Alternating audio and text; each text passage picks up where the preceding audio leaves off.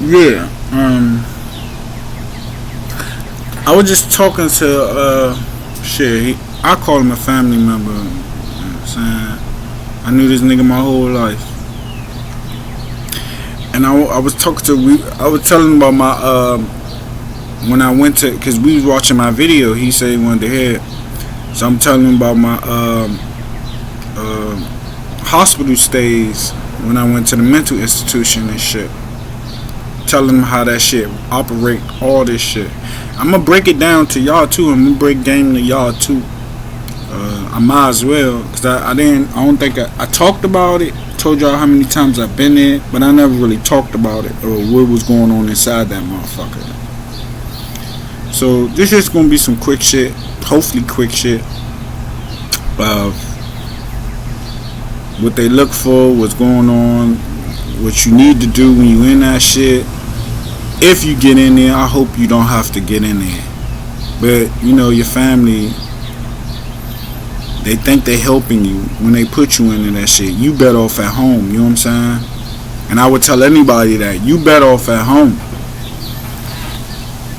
And if you don't want to go to no place like that, talk to them, because you don't want to go there. My first time was like a blur, and it was crazy because I was more into like my episode. I was in the middle of an episode when I went there, and I told you how the episodes work. Like, you going through an episode, and you think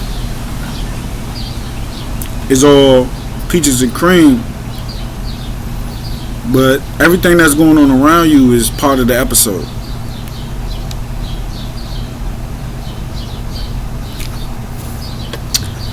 I was going through a real deep episode. Like, I had this, I'm not gonna get into details about everything I had the episode about, because I ain't saying I still believe that shit. I don't.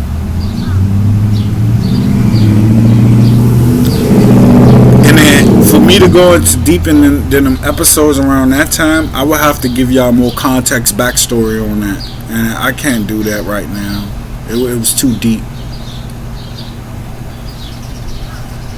It'd take too long. So basically, my first stay in the hospital was traumatic in a way. Like, I could barely remember it. All I remember, like,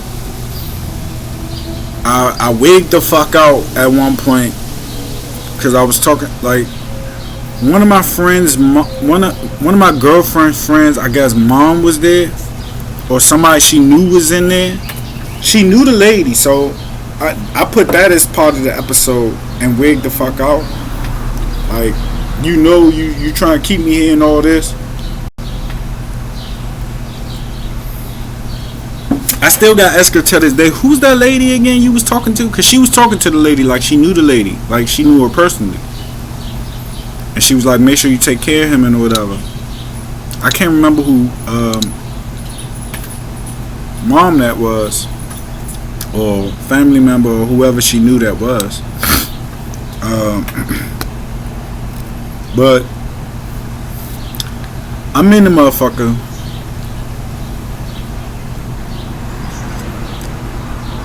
An episode happened. The episode still going on. Never stopped. The lady did some weird shit on her phone, and I wigged the fuck out. I'm like, you one of them. Like, I'm calling her one of them because I had like an episode going on with like shapeshifters or some shit. It was not shapeshifter. It was like people that was like connected to AI, connected to phones, and somehow that was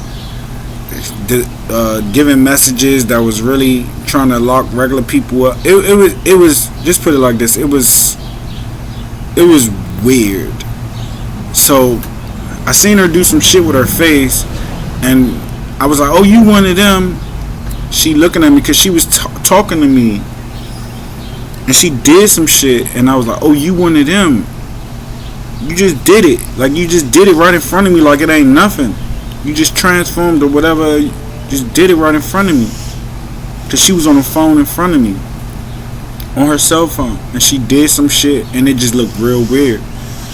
So I was like fucking spazzing. I took my straps off. Like, I don't think I had straps at the time, so I got up out my bed from where the room I was at, and they had me in one of those rooms where you press it was a red button on the wall. You press the button, it's closing the whole room, and no one could get in there. Instead of me doing that, I got the fuck about the room, and I walked outside. I got outside of the hospital. It took like, and these niggas was big niggas, and I was 130 pounds at the time. I was real skinny. I'll power them niggas. They even told my mom that shit. Like, we don't understand how strong this nigga is. Like, it took 11 of us to put him back on the bed. It took 11 of them, and these niggas was big. She said it took 11 of them and a security guard to put me back on the bed. Like, I was throwing these niggas around. Like, I wasn't playing that shit, dog. That inner strength came out and that adrenaline was flowing. And I was throwing them niggas around. Like, get the fuck up off me, get the fuck up off me. But I gave up. I could have kept doing that shit for days. You know what I'm saying? I was in that mode where, you know, you in that, like, you think your life is at risk, you gonna fight. You know what I'm saying? So I was in that mode. But then I just gave up. So they get me back in the hospital room. Some American nigga come. Little, I'll be sure looking nigga. You know what I'm saying? Light skinned nigga with the finger rolls and shit or whatever. And he was mad. Like, he was pissed the fuck off. Like, I never seen this nigga the whole time I was there. He just come, he was like, I'm tired of shit. And this nigga took this low ass needle, it was about this big. He stuck that low ass needle in my arm and put me the fuck down. And if you ever been under, like, you know how you go under the gas with the mask and shit when you about to get surgery? If you ever been under the gas, that shit put you out faster than that. He put that fucking needle in my arm, I went night-night. Boom. Cause I freaked out when they was trying to take my blood. I kept telling them, don't take my blood, don't take my blood. That was my whole thing, like, don't take my blood. I woke up one day, they was trying to take my blood. I freaked out, she ran away. The lady ran away. So that was my only problem, don't take my blood. So I go to sleep, wake up. I knew they took my blood because I had a fucking band-aid on my arm. And I woke up in a room with my stomach and shit. And I don't even know how many days went by. I think I kind of talked about this visit. I don't know how many days went by. I don't even know how long I was in there. Honestly, I could have been in there for like 3 days. But I don't even know what day it was when. I know I was in there a day and a half before that incident. I don't even know how many days I was in there afterwards, or how many days went past after that incident. But I just know, like, I woke up in it was like the evening time, almost nighttime. I woke up in the room, I look over, and I'm in the bed. And there was a nigga in there, and he looking at me like, he looking at me, I'm looking at him. He just doing his thing. You not supposed to take food and shit in the rooms, but he was stashing his juices and shit. Instead of stashing them in the fridge, he was stashing them in the drawers and shit. So I started doing what he was doing. I was like, okay. So I mean, he figuring out the way to get through this shit. So I started doing what he was doing. He put his food in it. Like, we respect it. Like, the bathroom is one bathroom per room. So when you in there, you in the bathroom, you respect the other nigga in the bathroom. You let him do his thing. You don't try to come in there and no shit like that. You just let him use the bathroom or whatever. You in there for 3 days. You gonna eat real good. So You gonna have to take shits and shit. So I respected him in the bedroom. He respected me. I even made up a name for the nigga, and it wasn't his real name. I just called him after one of my cousins and shit, because I was still going through an episode. So the alternate name I gave this nigga was one of my cousins' name. I gave him the name Sean and shit. Like that's Sean and shit. So I was just calling this nigga Sean in my head and shit, even though I have no idea what this nigga name was. Cause I told you, my first episodes in the beginning was people. It wasn't dead folks that I was listening to. It was like, that's why I told you in the first episodes, it was people that was alive. Like I was getting telepathic messages. So I was equating everything as people that was already still alive. It didn't go to people that was deceased at that time. It was just people that was alive.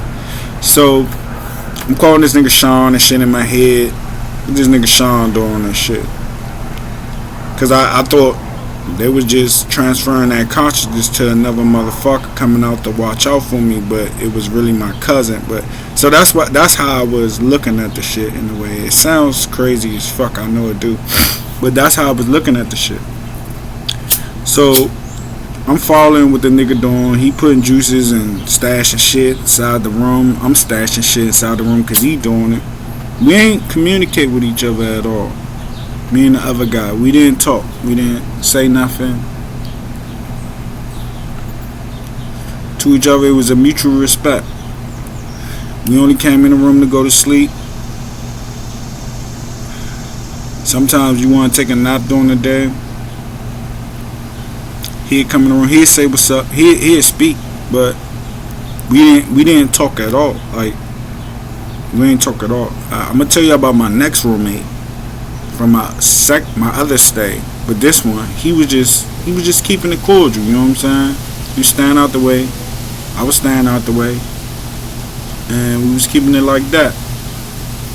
I can't really remember that time, because that time was like jumbled up, because I told you, I got that needle in my arm, and I was probably sleeping in that bed for like at least 2 days, but I don't remember. So about time that next day or whatever, a day or two went by, I was leaving. So the longest stay, I think, is 3 days if your family pick up the phone and come get you or whatever. But I told you, like, I was under that needle, so I don't know how many days I was there.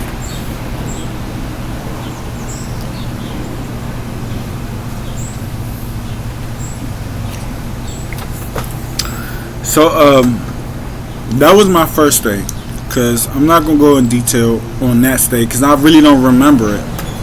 I wasn't interacting with nobody at all. The second stay, I was totally aware of everything that was going on.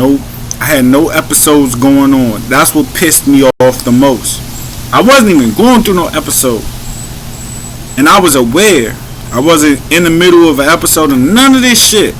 That's what pissed me off. I was totally aware of everything. I go in the room. I remember the floor. I'm in the same room though. They put me in the same room that I was in before, but I was in a different bed. I was in the other bed that the other nigga was in at first.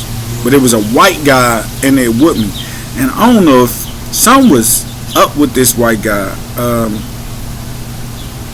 He had like, you know how Sonic look with the hunches, like, you know how Sonic's spine look, like he got the points on his spine. Like, this nigga used to do exercises with his shirt off and shit, and he had like a Sonic back. Like, he was like, I think it was like a hunchback or whatever, but he had like, if he was deformed, I don't want to call him deformed, I don't know what to call him, but he had like that, like he had points in his fucking vertebrae or some shit. It was very weird. It was a white guy. He used to get mad at me at night all the time, cause I sleep on my right side and shit. And I guess that's facing his bed from where my bed was. And I guess he wanted to beat off, and I guess one night he was pissed off. What the fuck? I don't know what the fuck. He turned over, looked at me, and was like, "What the fuck?" I'm not even looking at this nigga. I'm asleep. I'm trying to go to sleep. And he was like, "What the fuck?" I don't know. And he just kirked off, and he just had an attitude. Like, we didn't speak at all. Like, I was counting down the days to whooping his ass. Little short white dude. Wait, I guess he was like a musclehead, but I would have beat the shit out of his little ass. So that stay, it was more interactive because I remember the people and everything. There was some females in there, real cute. Hold on real quick. It was a cute little female in there, and she was trying to talk to me, like not talk to me like get my number, but she was communicating with me when I first got there. She's like, "How you doing?" And I'm like, "Shit, you in here with me? What the fuck is wrong with you?" You know what I'm saying? That's what I'm thinking. Ain't nothing wrong with me. That's what I'm thinking. Fuck is wrong with you? You know what I'm saying? I'm not talking to nobody in this motherfucker. And as I was downstairs before I got transferred upstairs, I was just telling my homeboy, it was a dude down there, and it was some little cute little nurses or whatever. So I guess the guy seen the nurses, and he was beating off, I guess, in front of them, because I could hear, like, his room. I can't see his room, but I could hear everything that goes on. So I'm hearing all this yelling and shit. She's screaming and shit. "Oh my gosh, what are you doing? Put your dick away." I'm laughing.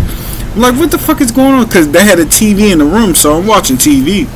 So the other girl come in the room where I'm at with the other nurse and say, "This guy was just in there. He was trying to come on me."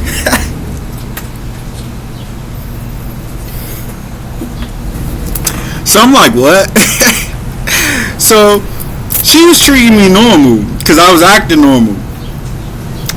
They was trying to keep me there for 30 days that time, because he said if I run your blood and I found out you got marijuana in your system, and I know you got marijuana in your system because they did take my blood this time when I first got there. They made me take all my clothes off and took my blood. And he said, "I know you got marijuana in your system. If I find out, I could keep you here for 30 days. So I shut the fuck up. It's a little Hindu doctor. He kept saying he was calling my mom, but he wasn't calling my mom because my mom was like, "I ain't getting no calls." But he was lying. You know what I'm saying? You know, we insured though. We was insured, so he got the insurance money. So this dude ain't get there yet. I'm gonna bring up the story when he got up to the floor where I was at.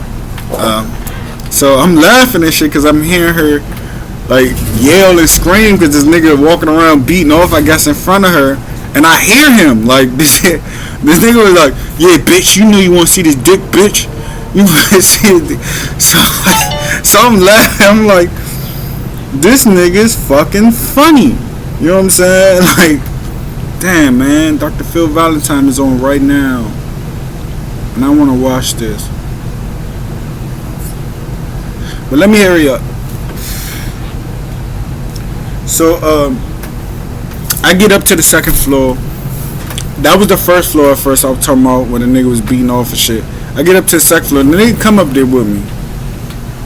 And I recognized his voice, but I never knew what he looked like. He was a little light-skinned nigga, crazy looking nigga, like he was a jail nigga. Like he been institutionalized a couple of times. So I'm eating Doritos, cause you know you can eat whatever you want. Somebody bring you food. He was like, "Run them Doritos." I said, "Run them? What you mean run them?" And I was like, "This ain't jail, homeboy, and you better come correct." He was like, "Oh, my bad, son. Can I have some Doritos though?" And I was like, "Look, I got like 3 more bags, son. They in the fridge. Everybody put that food in the fridge that they get from their family and shit." So I was like, "Look, I got 3 more in the fridge, dog. You welcome to have one. Just chill out though, because you on the verge to stand here for a long ass time. You need to chill out, like, yeah, you need to calm down." Because I was trying to tell this nigga, you need to calm the fuck down. That was like my last night of being in that bitch. I was about to get the fuck up out of that joint the next day. And when you in there, they got a chart on you. I'm about to end this real quick. They got a chart on you, so when they see you, like, if you doing everything they want you to do, like showering, taking your meds,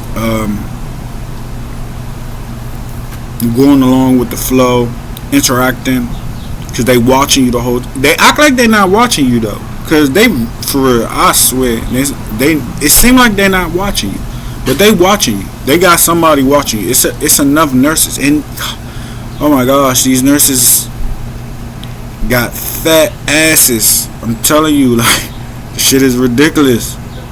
Like, I know I got a girl on that. My girl gonna hear this. She gonna probably laugh though. But they got fat butts, dog. You be mesmerized by the fucking ass on and they got scrubs on the shit. Like, you be mesmerized by the ass. Shit is ridiculous.